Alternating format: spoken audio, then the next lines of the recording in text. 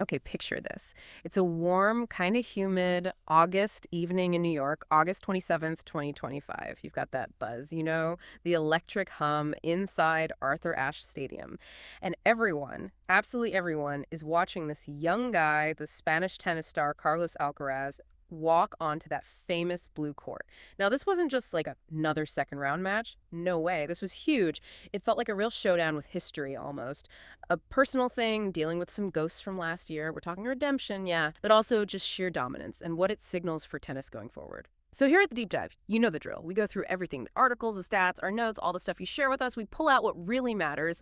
Our job is basically to get you up to speed, maybe surprise you a bit, and hopefully keep it interesting. Today, we're doing a deep dive into that night. Not just the tennis, which was incredible, but the mental strength behind it and the bigger story Alcaraz is writing. Our mission, to help you grasp what's really significant here. Yeah, it's fascinating when you dig into it. The sheer emotional weight of this one match for Alcaraz. Back on the hard courts at Flushing Meadows. It really wasn't just about getting the win, not at all. It was almost like an exorcism, trying to banish that really specific, painful memory from 2024. I mean, he lost in the second round then to Beladik van de Zandschulp, a shocker. And he himself said it was, quote, the worst thing I have ever done.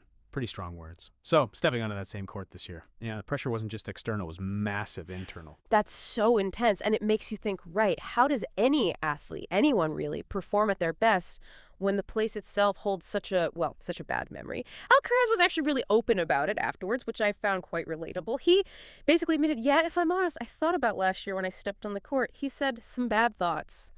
I was nervous, thinking, okay, I cannot do the same thing as last year, cannot lose in the second round. That fight against past failures, not wanting them to define you now, I mean, that's something we all face, just maybe not on center court at the U.S. Open. Exactly. And it raises that big question. How do you, under that kind of spotlight, take those bad thoughts, as he called them, and, turn them around, like actually use them or at least overcome them to deliver? What we saw against Mattia Bellucci, wow. It was just a huge sign of his mental growth. And let's be clear, Bellucci isn't a pushover. Yeah. World number 65, talented Italian guy, made the third round at Wimbledon this year. So a capable opponent, especially when you've got those demons swirling around in your head. The fact Alcaraz didn't just win, but completely controlled it. That speaks volumes about how far he's come mentally. He had to actively rewrite that script in his head. Right, and that's where it gets really good, because despite those nerves, those bad thoughts he mentioned, the second that first ball was hit, it was like a switch flipped. Alcaraz was just on another level. He didn't scrape by. He put on a clinic. Total dominance. Look at the score, 6-1, 6-0, 6-3. Yeah. That tells a story right there. And the speed of it, that's what jumped out at me from the analysis. The whole thing was over in 1 hour and 36 minutes. Just think about that. Less time than a movie to take apart a top 70 player. The stats back it up too, like 32 winners. He won 86% of his first serve points, and get this, he didn't face a single break point, not one. That 6-0 second set.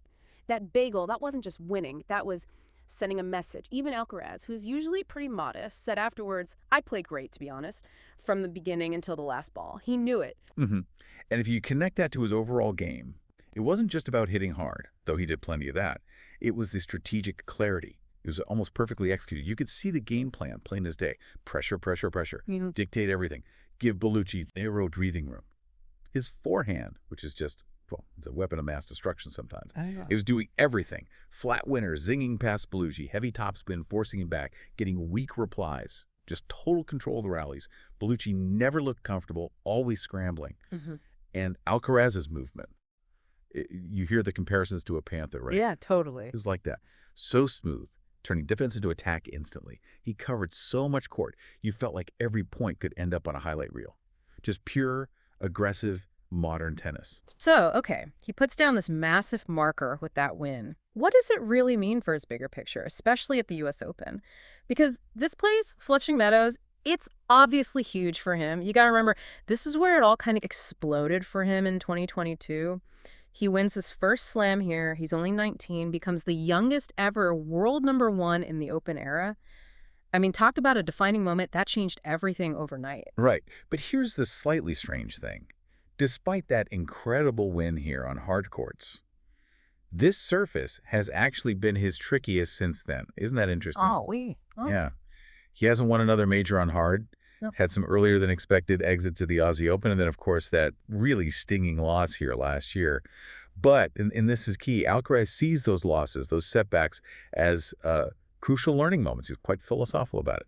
He said, losing last year was one of those moments when I learned a lot about how to deal with some situations. And he feels he's handled things much, much better this year. Can't really argue with that, can you? No, not at all. Look at his 2025 season. It's been phenomenal. 6 titles already, including 3 Masters 1000s, Monte Carlo, Rome, Cincinnati. Plus, his second French Open. Remember that epic comeback against Sinner? Oh, yeah, incredible match. He's won 41 of his last 43 matches coming into this stretch. The form is just scintillating. He's clearly taken those lessons to heart. Okay, and we absolutely have to talk about this. Yeah. You can't discuss Alcaraz at the 2025 U.S. Open without mentioning the haircut, or lack thereof, the buzz cut, which apparently sparked just as much chatter as his forehand. Yeah, the buzzcut buzz. He said it was a barber mishap by his brother Alvaro, which is pretty funny.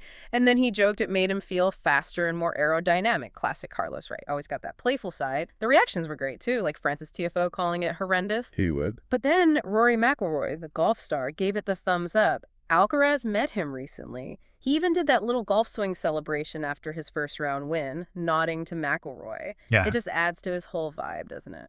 It absolutely does. And look, it might seem like a silly detail, the haircut, but it actually adds this layer of personality to a player who's already a huge magnet for fans.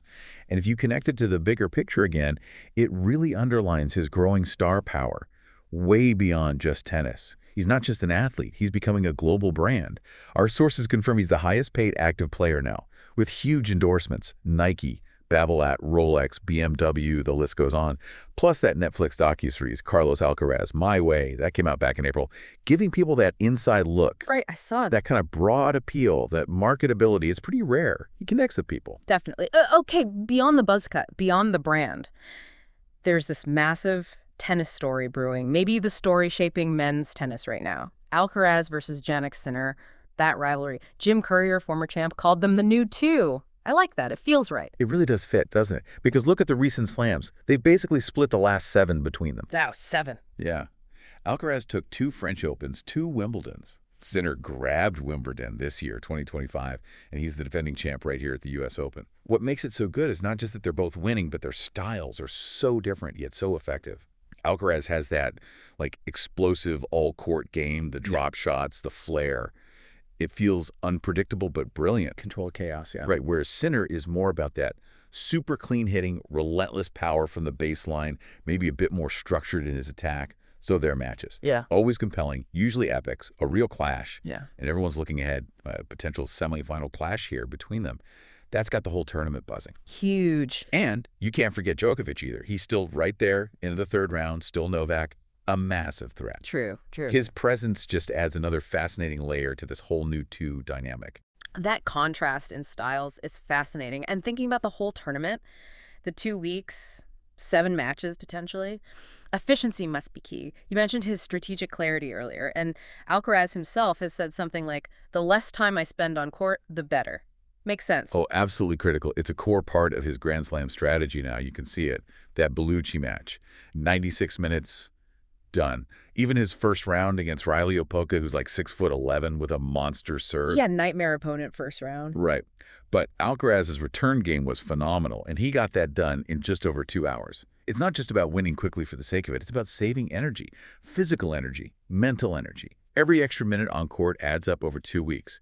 Finishing fast means better recovery, staying sharp, keeping that mental edge for the huge matches later on. Against Sinner, against Djokovic, it shows real maturity, understanding the marathon, not just a sprint. So as we're watching Carlos Alcaraz move through this U.S. Open, it's just so clear, isn't it? This is way more than just tennis matches. It feels like a really compelling story unfolding right in front of us about resilience, about growth, about just that relentless drive for greatness. You sense that hunger for a second U.S. Open title. You see the battle for #1 with Sinner, and you just feel like you're watching someone build their legacy right now, shaping the sport. Absolutely. It's captivating. And that win against Bellucci, it wasn't just, advancing to the next round. It felt like a real statement, like, okay, those ghosts from last year, they're gone, dealt with.